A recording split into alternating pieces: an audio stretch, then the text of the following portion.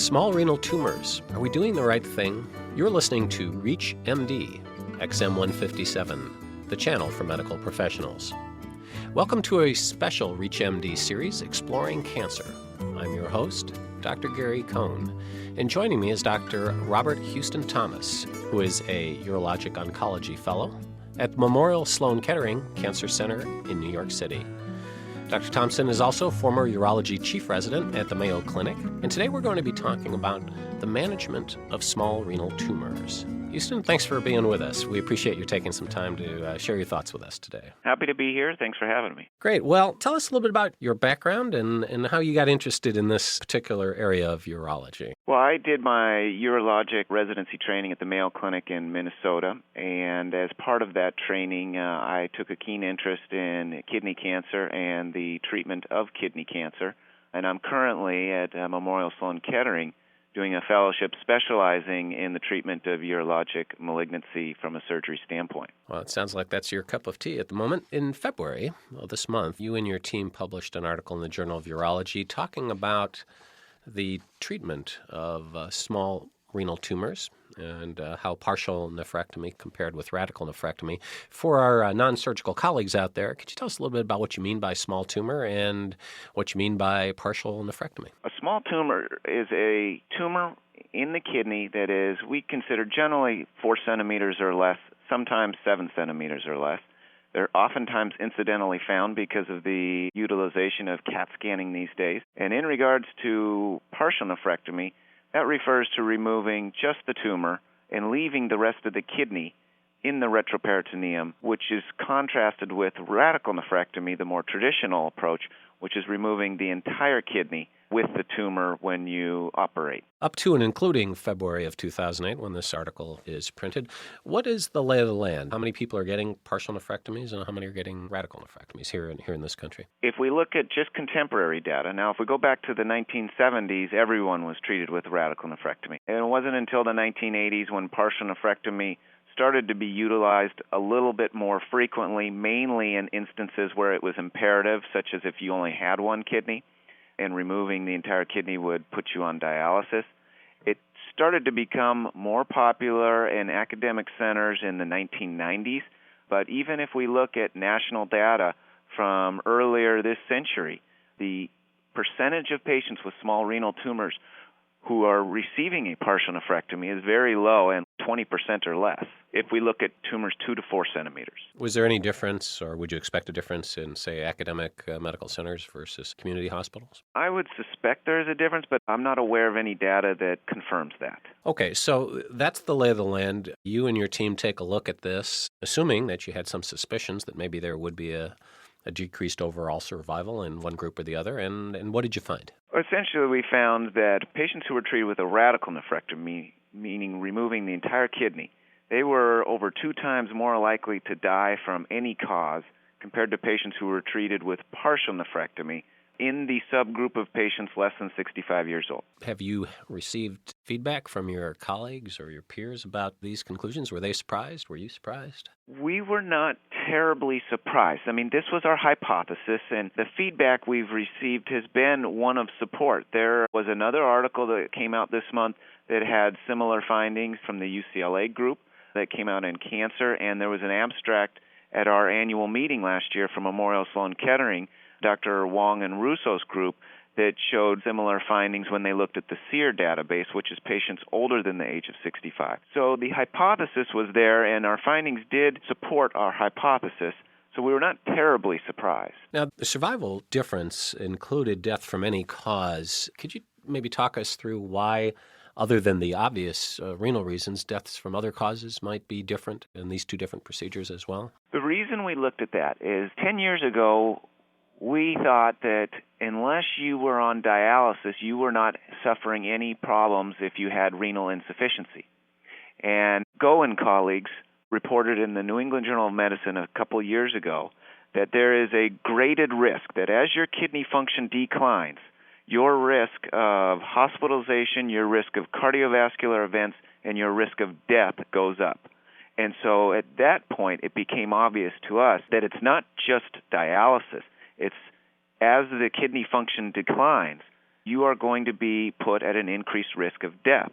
With that being said, it's clear that the risk of developing kidney problems is higher if you're treated with a radical nephrectomy compared with partial nephrectomy.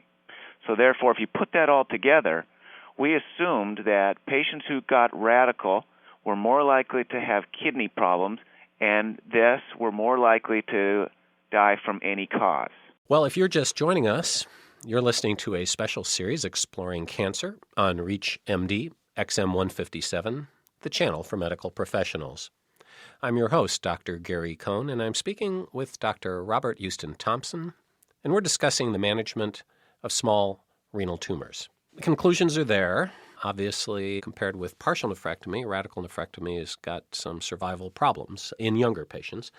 Is this data, and is the lay of the land now, is that enough to give us a take-home message for practicing urologists, or is there more research that needs to be done? Well, we're certainly going to continue to follow this. I think the take-home message is that for patients who are diagnosed with small renal tumors, they should be offered partial nephrectomy, and if they are counseled towards radical nephrectomy, it should be noted that there is an increased risk for not only further kidney problems down the road, but death from kidney problems. When you were chief at Mayo, was that pretty standard of care at the time? Yes. Well, when I was chief resident at Mayo, this article did not change the approach that we've had at Mayo, which was any patient with a tumor less than 7 centimeters that's amenable to partial, we usually recommend a partial nephrectomy regardless of whether or not they have a normal contralateral kidney. How about urologic surgery, let's say your residency programs in general? Do you think this is well understood, the relative risks and what patients should be offered, or do you think this is maybe pockets or academic medical centers might be different? Any thought about getting the word out? I would speculate that academic centers embrace this type of data because it supports what we've long known in that partial nephrectomy is not only safe for patients, but it may have benefits that we didn't previously know about. I think the take-home message is patients should just be offered it. They don't have to have it. There are certain situations where maybe you are on a blood-thinning drug and need to return back on that immediately, and therefore the risk of partial nephrectomy may be a little bit too high, and therefore you may recommend radical nephrectomy in that situation, but patients should at least be offered it. And given the very low rates of utilization of partial nephrectomy in the United States and abroad, I just get concerned that sometimes patients aren't offered it. This particular study excluded patients I know that had decreased renal function or a single kidney.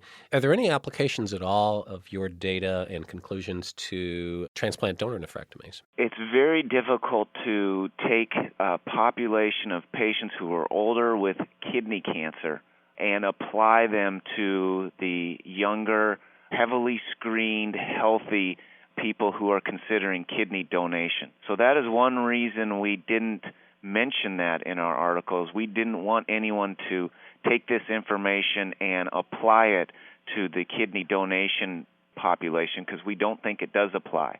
There are numerous intermediate term results showing that kidney donation is safe, and we believe it's because it's a different population of patients that's heavily screened. In this study, were all the small tumors of the same or similar histologic type? Would it matter? Well, it would matter in terms of cancer-specific survival because some of the histologic subtypes are more aggressive than the others. And there was a difference in histology between the patients who were treated with a radical compared with partial. However, there was no difference in cancer-specific survival, which the histology would impact. And when we adjusted for histology, the risk of death for patients who were treated with radical remained statistically significant. You talk about the design of this study, that you used a registry at the Mayo Clinic.